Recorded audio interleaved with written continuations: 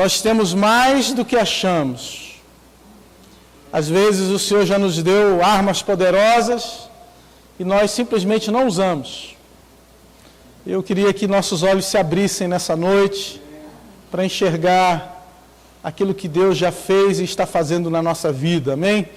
Juízes capítulo 6, verso 11 diz assim: Então o anjo do Senhor veio e sentou-se debaixo do carvalho que está em Ofra, que pertencia a Joás da família de Abiezer. Gideão, filho de Joás, estava malhando trigo no lagar para pôr a salvo dos midianitas. Verso 12. Então o anjo do Senhor lhe apareceu e lhe disse: O Senhor é contigo, o Senhor está com você, homem valente. Gideão respondeu: Ah, meu Senhor, se o Senhor Deus está conosco, por que nos aconteceu tudo isso? E onde estão todas as suas maravilhas que os nossos pais nos contaram? Eles disseram: O Senhor nos tirou do Egito, porém agora o Senhor nos abandonou e nos entregou nas mãos dos midianitas. Então o Senhor se virou para Gideão e disse: Vá nessa força que você tem e livre Israel das mãos dos midianitas. Não é verdade que eu estou enviando você? Gideão respondeu: Ah, meu Senhor, como livrarei Israel? Eis que a minha família é a mais pobre em Manassés, e eu sou o menor da casa do meu pai. Mas o Senhor disse: Já que eu estou ao seu lado, você derrotará os midianitas como se fosse um só homem. Gideão respondeu: Se de fato encontrei favor aos teus olhos, dá-me um sinal de que és tu, Senhor, que estás falando comigo. Peço que não te afastes daqui até que eu volte e traga a minha oferta e a coloque diante de ti. Amém? E daí prossegue o diálogo com o anjo do Senhor. Irmãos, eu quero chamar a sua atenção nessa noite para a realidade espiritual que Israel estava vivendo. No início do capítulo 6 de Juízes, o texto é claro em dar um diagnóstico, porque o povo estava vivendo tudo aquilo. O início do capítulo 6 diz que os filhos de Israel fizeram o que era mal aos olhos do Senhor, e por isso o Senhor os entregou nas mãos dos midianitas durante 7 anos. A sentença ou a palavra de Deus é clara em dizer que aquilo que eles estavam vivendo eram consequências da realidade espiritual do povo. Ou seja, às vezes na nossa vida vivemos realidades e situações que são apenas resultado, consequência da nossa vida espiritual, da nossa realidade espiritual. E o povo de Israel aqui estava sofrendo nas mãos dos midianitas, que a própria palavra de Deus vai dizer que eles chegavam com seus camelos, chegavam como que gafanhotos, consumindo tudo que era produzido, consumia a força de trabalho, consumia tudo aquilo que foi adquirido a custo de muitos anos e dificuldade, tudo aquilo era consumido pelos midianitas. Os midianitas, eles se regozijavam, se alegravam, comiam naquilo que eles não trabalharam, naquilo que eles não plantaram. E aqui fala de uma improdutividade que é gerada por uma força externa. Uma improdutividade que é gerada por inimigos externos. E que muitas vezes, na nossa mentalidade humana, racional, nós vamos falar assim: não, isso é um problema natural. Ora, nós estamos no caminho deles, nós estamos na direção desses homens, eles vão passar por aqui e vão consumir tudo. E talvez se olharmos com esses olhos, os olhos normais, os olhos naturais, nós vamos até achar uma justificativa para aquilo que esses homens estavam vivendo. Eu estou falando isso, irmãos, porque às vezes na nossa vida é assim. As coisas acontecem e os nossos olhos naturais querem uma resposta natural. Os nossos olhos humanos querem e dão uma resposta humana. Ah, não, está acontecendo isso porque hoje meu chefe está estressado. Está acontecendo isso porque tem muito carro na cidade. Está acontecendo isso porque as pessoas estão trabalhando demais. E nós achamos muitas desculpas. Ou muitas respostas sensatas, naturais e humanas para dar às coisas que acontecem na nossa vida. Mas o meu papel aqui não é te dar uma resposta humana e natural. O meu papel aqui é chamar a sua atenção de que existem coisas espirituais que acontecem à sua volta. Existem situações à sua volta que são puramente espirituais e que você precisa dar uma resposta espiritual. Aleluia! Glória a Deus! E Gideão, então, irmãos, começa a dar ou fazer aquilo que ele podia, humanamente, para resguardar a sua plantação. Gideão começa a trazer ou dar uma resposta natural e humana, trazer uma solução para um problema que era espiritual. E nós somos assim, irmãos, o problema é espiritual, mas nós queremos trazer uma resposta natural. O problema é espiritual, mas nós achamos que é o médico que vai resolver. Não estou incentivando ninguém a não ir ao médico. Mas a nossa confiança está no Senhor. O problema é natural, mas nós achamos que é um caso de polícia. O problema é espiritual, mas nós achamos que é a justiça que vai resolver. E nós estamos nos esquecendo de buscar na fonte, que é o Senhor, a resposta para situações espirituais na nossa vida. De repente, uma pessoa que nunca, por mais que ela fosse estressada, ela nunca implicou com ninguém, mas com você, ela olhou para você e ela te persegue. E ela luta contra você. E você acha que essa luta é contra você, mas não é, meu irmão. Essa luta, ela é espiritual. A Bíblia é clara em dizer que as nossas lutas, que a nossa luta é contra principados, potestades, dominadores desse século. E essa luta será travada nos lugares celestiais. E a gente então corre o risco de transformar em natural aquilo que é espiritual ou espiritualizar aquilo que é natural. E acontece também. Mas eu estou trazendo o outro lado, irmãos, porque eu estou percebendo que o que está vencendo, o lado que está vencendo hoje, é a gente normalizar aquilo que é espiritual. Porque antigamente, dependendo do lugar, eu acho que ainda tem isso. A gente falava ali, fulano caiu, tropeçou ali numa pedra e caiu. Ah, irmão, sangue de Jesus tem poder, vamos orar. Espiritualizava já num nível lá em cima. Mas o que eu percebo hoje é o contrário. É as coisas espirituais acontecendo e a gente normalizando, transformando elas em naturais.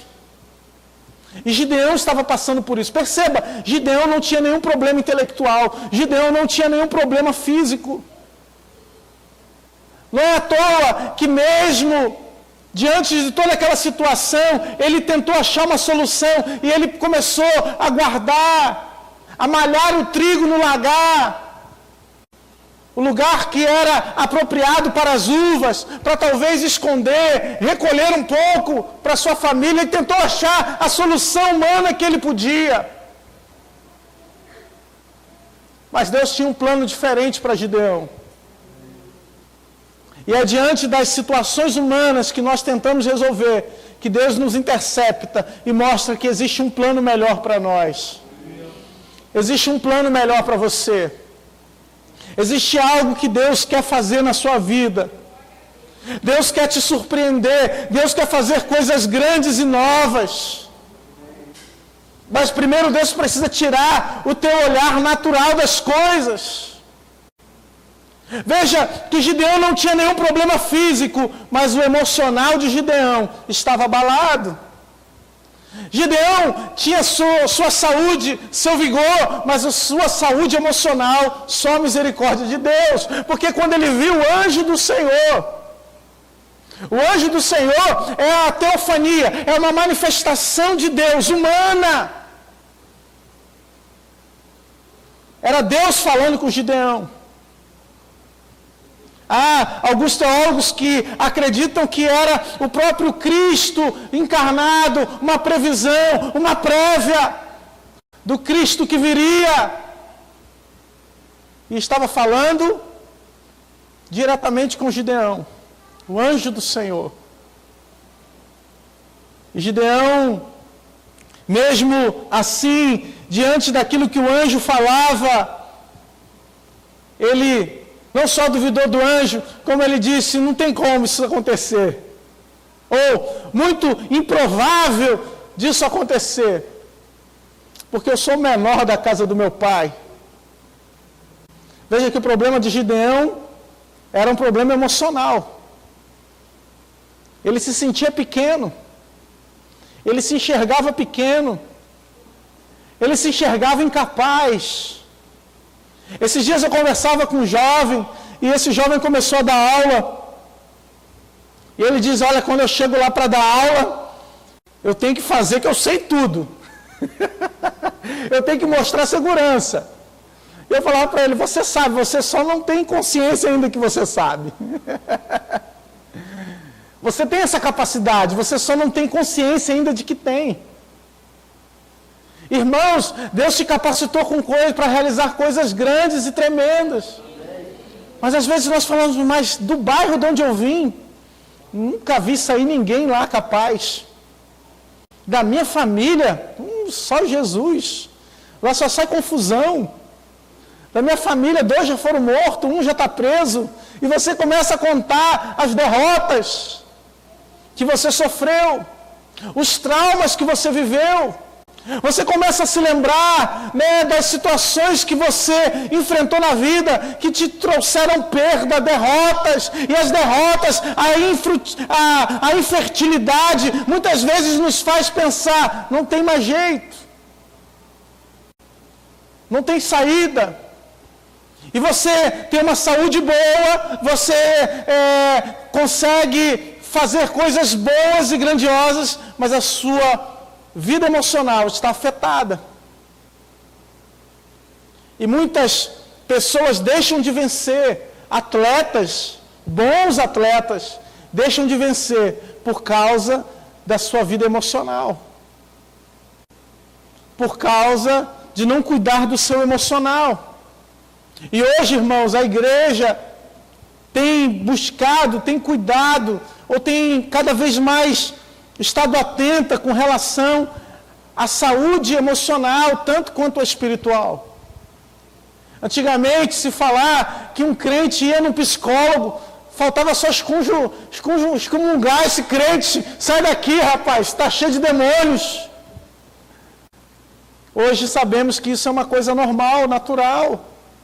Precisamos cuidar da saúde emocional, assim como cuidamos da nossa saúde física.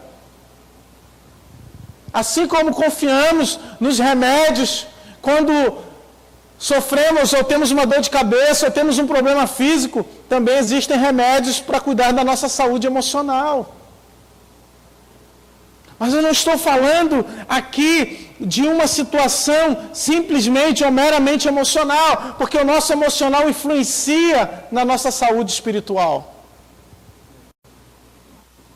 O nosso emocional e o nosso espiritual, um influencia o outro. E Gideão aqui estava pleno em força, mas estava com o emocional abalado, destruído. E a sua vida espiritual estava derrotada, irmãos. Porque apesar dele ter visto o anjo do Senhor, ele começa a contar para o anjo e a falar a partir do verso 13. Ele começa a duvidar e dizer, olha, se o Senhor está conosco, por que é que no passado o Senhor fez maravilhas? Por que é que no passado o Senhor tirou o povo de Israel do Egito com um braço forte e hoje o Senhor não faz nada? Vamos falar a verdade, irmãos, seja sincero. Quantas vezes você olhou para uma situação na sua vida e você ora, você busca e parece que às vezes você não tem resposta e de repente a dúvida entra no teu coração. Então, Gideão está lidando com dois grandes inimigos aqui, preste atenção nisso. Porque são armas de Satanás, armas espirituais contra a nossa vida. Gideão está lidando contra o desânimo e o medo. E se tem arma que deixa a gente paralisado, é o desânimo e o medo. O desânimo nos faz abandonar. Já que eu não entendo, já que eu não vivo, já que eu não experimento, deixo para lá. Tem quando você tenta uma coisa, tenta, você não consegue, você fala, isso não é para mim. Eu desisto. Eu jogo a toalha. Igual o João Paulo quando tentou aprender a jogar xadrez. Joguei umas partidas, eu achei que eu jogava bem. Só que eu vi que tem gente que joga muito mais. Estava bem longe de um grande mestre. Irmãos, nós podemos desistir de algumas coisas na nossa vida. Mas nós não podemos desistir do nosso relacionamento com Deus. Nós podemos desistir de várias situações dentro da nossa casa. Você é uma pessoa inteligente, uma pessoa capaz. Você pode mudar de área de atuação, você pode fazer diversas coisas. Mas você não pode desistir do Senhor. Porque esse texto fala que Deus não desistiu de nós. O capítulo 12 diz que o povo não queria saber de Deus, eles tinham se afastado de Deus. Mas foi para esse povo que o anjo veio. Foi para esse povo que o anjo se revelou. O povo não queria relacionamento com Deus, mas Deus queria relacionamento com o povo. Às vezes nós estamos tão envolvidos no pecado, distantes de Deus, que às vezes não queremos relacionamento com Deus, mas Deus quer relacionamento conosco. A Bíblia diz que Deus nos amou tanto, que Ele nos deu Seu Filho para morrer na cruz. Porque Ele sempre quis um relacionamento com o Seu povo. Ele sempre quis um relacionamento com a sua igreja. Ele sempre quis relacionar contigo, meu irmão.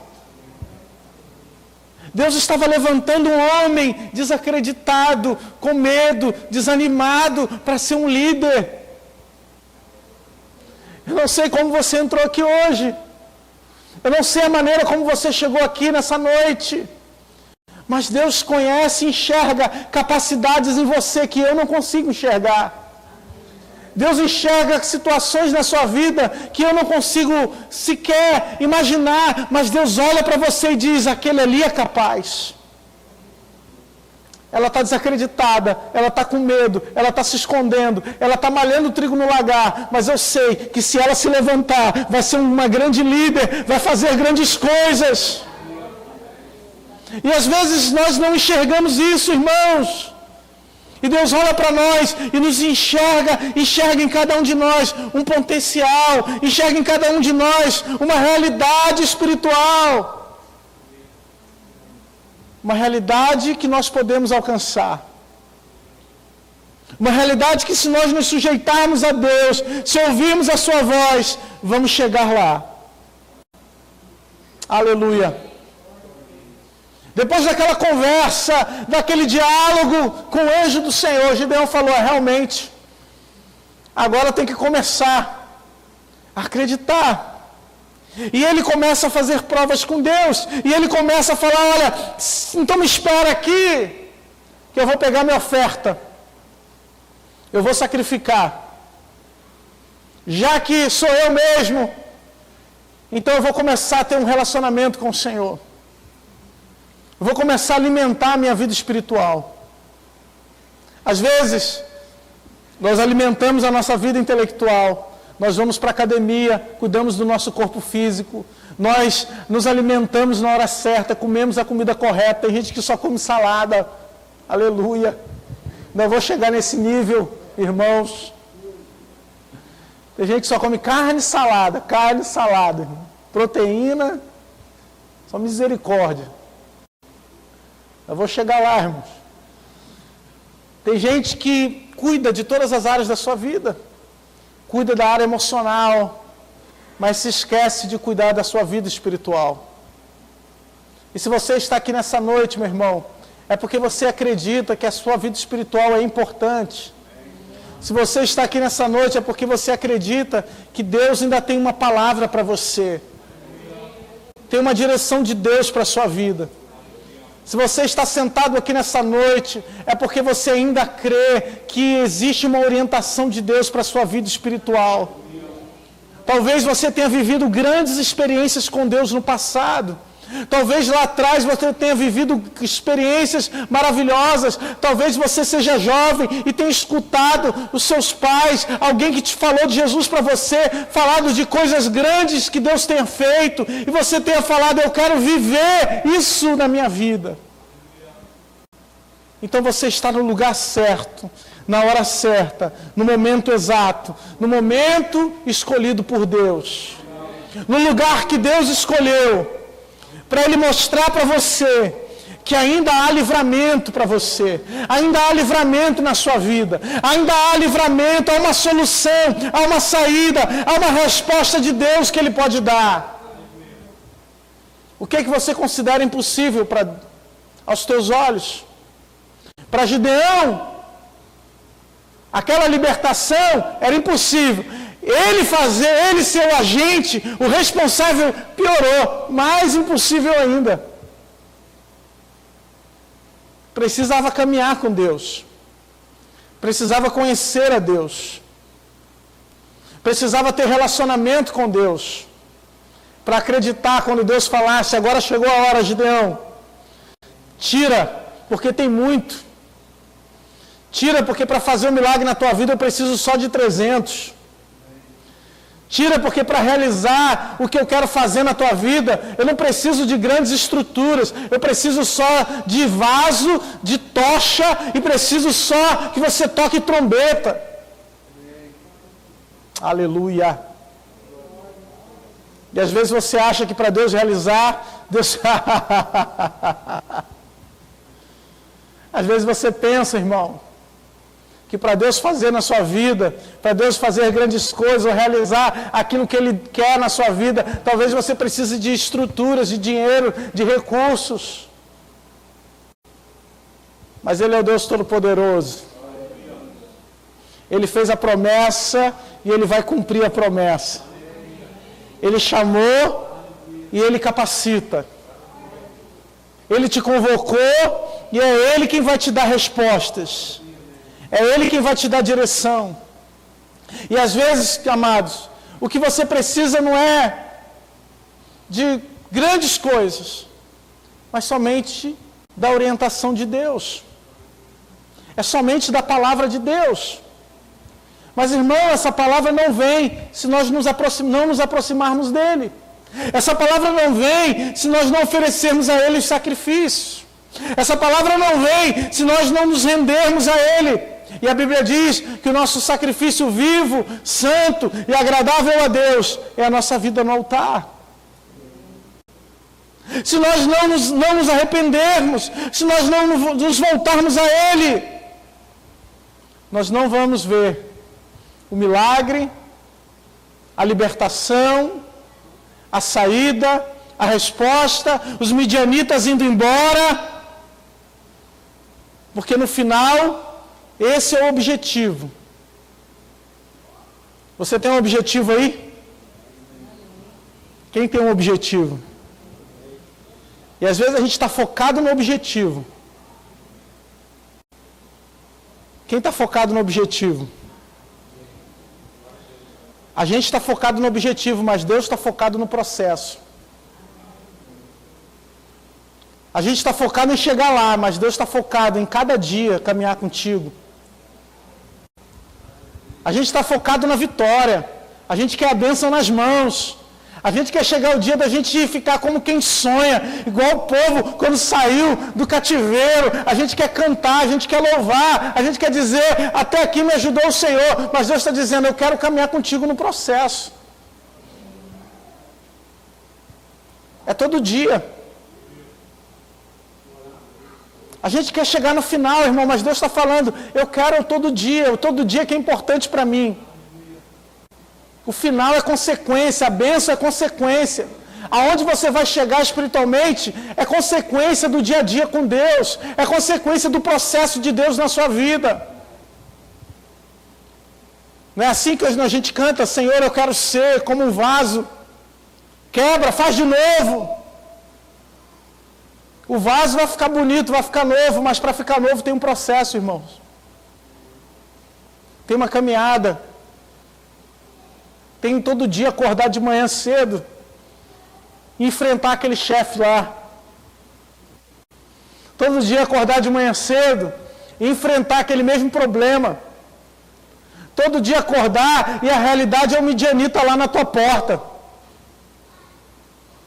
Todo dia chegar e por 7 anos, aleluia, uma coisa que já está estabelecida, de repente para mudar, vai demorar. Tem uma caminhada, tem um processo, mas Deus está dizendo, eu estou contigo. Eu quero ficar com você. Aleluia. Ele está dizendo, eu te capacito. É por isso que nesse processo nós precisamos ter comunhão com Deus. Nesse processo nós precisamos abrir os nossos olhos espirituais. Nós precisamos ouvir a voz do Senhor dizendo para nós, eu te ajudo, eu te sustento com a minha destra, eu te fortaleço. É por isso que existem tantas palavras de encorajamento, tantas palavras quando alguém assume uma responsabilidade, para ter certeza de que o Senhor é contigo. Eu estou contigo nessa batalha. Eu estou contigo nessa guerra. Mesmo depois de tudo isso, mesmo depois de toda a prova que Gideão fez, mesmo depois de ter passado, de ter levantado o exército, de Deus ter falado, eu vou libertar com 300, para que a dúvida não surgisse no coração de Gideão, está lá, ali no capítulo 7 de Juízes. Deus ainda diz, olha, pega o teu servo, vai lá no meio do arraial. Você vai ouvir, escutar as conversas do inimigo a teu respeito.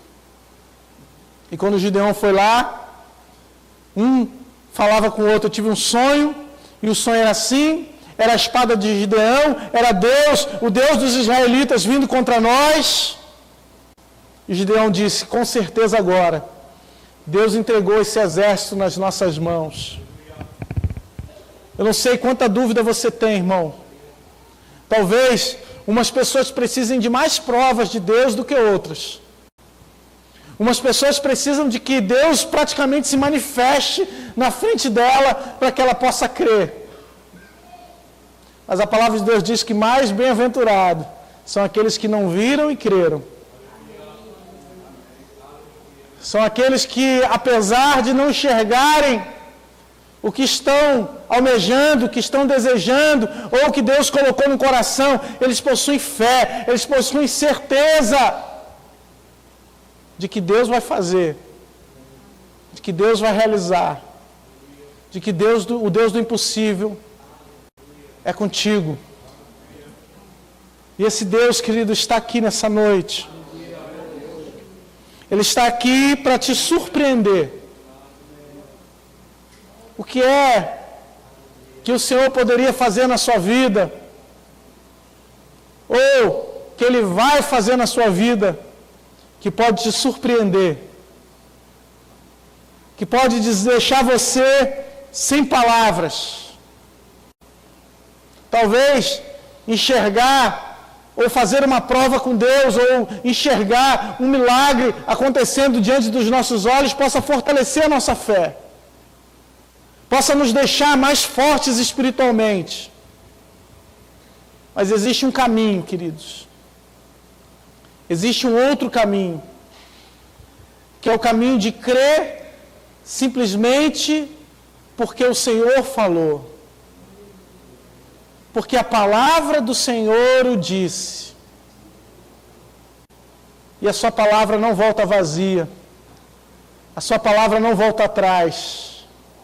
Ela vai se cumprir na sua vida. Será que você pode dizer isso para alguém que está perto de você? Diga, essa palavra vai se cumprir na sua vida, meu irmão. É a palavra de Deus quando se cumpre na nossa vida, irmãos. Nós ficamos extasiados, felizes, contentes, realizados, porque aquilo que a gente esperava, aquilo que a gente orava, aquilo que a gente creu, aquilo que a gente lutou, chorou, se concretizou na nossa vida. Porque Deus não te chamou para ser estéril. Deus não te chamou para malhar trigo no lagar. Deus te chamou para caminhar em vitória.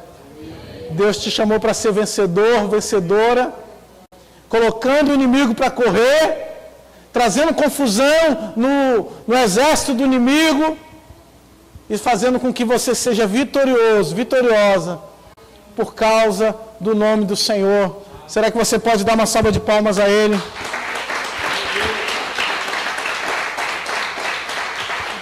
Aleluia! Glória a Deus!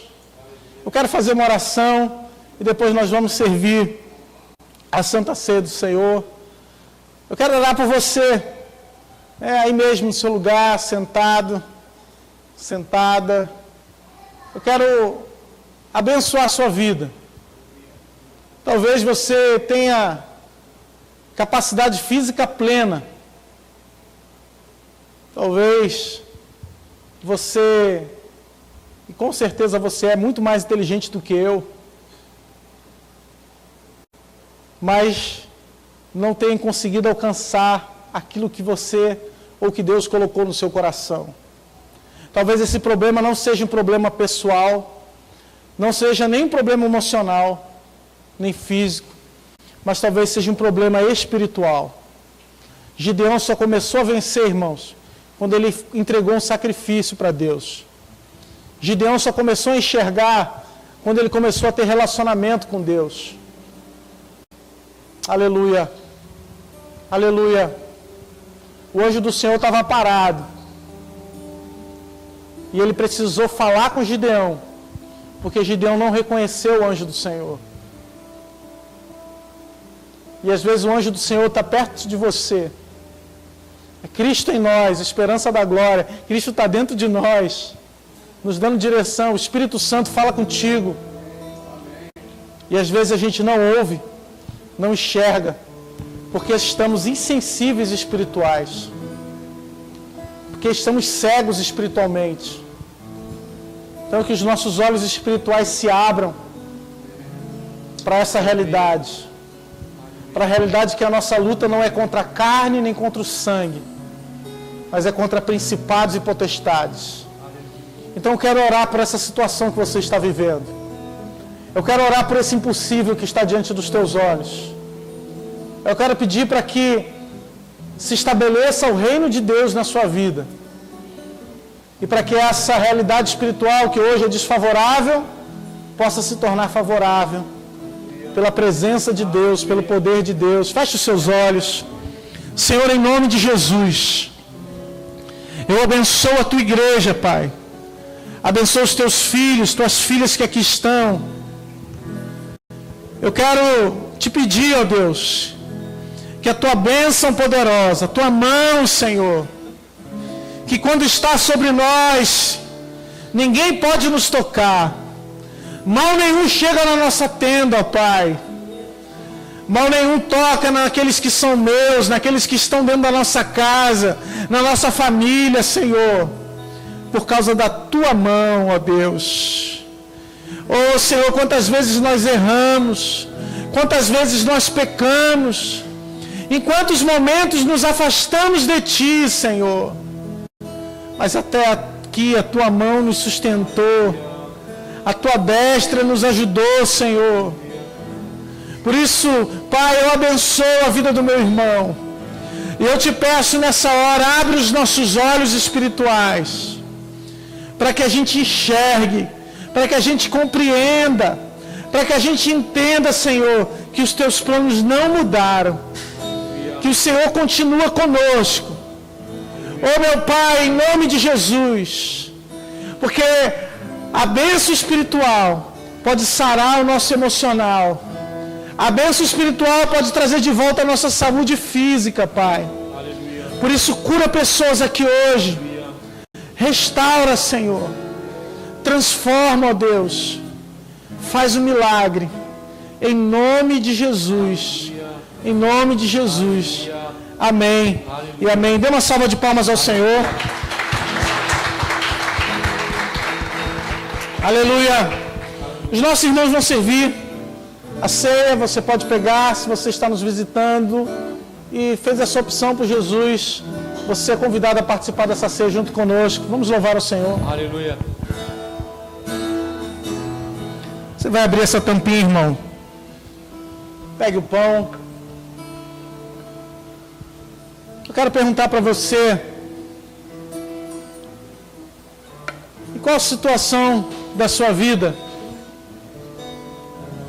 em qual área da sua vida, parece que você está fugindo, parece que você está se escondendo, que você não quer assumir uma responsabilidade. Eu quero dizer para você que Cristo na cruz, Ele nos assumiu, Ele morreu por nós. Deus está dizendo: eu estou contigo, sou eu que falo contigo, sou eu que te levanto, sou eu que te restauro. Não tem para que se esconder, não tem para que fugir do teu chamado, não tem para que fugir dos planos de Deus para a sua vida, porque Ele te conhece, Ele sabe do que você é capaz, e eu tenho certeza que lá no fundo você também sabe, porque Gideão, quando ele lembra dos milagres do Senhor, das maravilhas que Deus fez. E no fundo, irmão, cada um de nós tem uma esperança de que Deus pode fazer, de que Deus pode realizar. Esse pão representa o corpo de Cristo que foi moído na cruz, que passou pela cruz pelos nossos pecados. Ele enfrentou o mal, Ele enfrentou a maldade, Ele enfrentou tudo aquilo que precisava ser enfrentado para que a gente pudesse ter vida. A revelação de Deus já veio, a ação de Deus já veio até nós, a manifestação já está entre nós. É o Espírito Santo de Deus. E Ele está dizendo: eu habito dentro de você, eu faço morada no teu coração. E por que é que você está malhando trigo no lagar? E por que é que você está se escondendo? Eu te chamei para fora,